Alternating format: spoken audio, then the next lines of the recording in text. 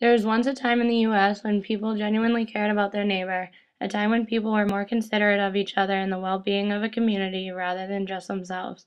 This lifestyle has become a thing of the past due to selfishness, new technologies, and the almost obsolete neighbor relationship.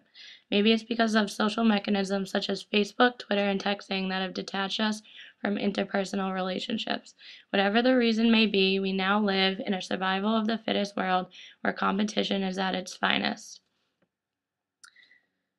Big corporations have exploited workers from all over the world to keep U.S. consumers happy by supplying products at an affordable price. We need to hold corporations accountable for the ways in which they are producing and at what cost. We can't allow CEOs to award themselves big bonuses while they outsource American jobs for cheap labor in order to sell an affordable product.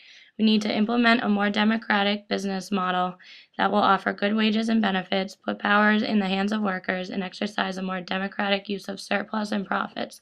This does exist in the form of worker, producer, and consumer cooperatives. To some people, a co-op may seem similar to any other commercial business. The main difference between a cooperative and a commercial business is that people who benefit from the goods and services are the people who own and manage it. The consumer co-op model is an inverted pyramid in which the consumers are at the top, the place where all the business decisions come from.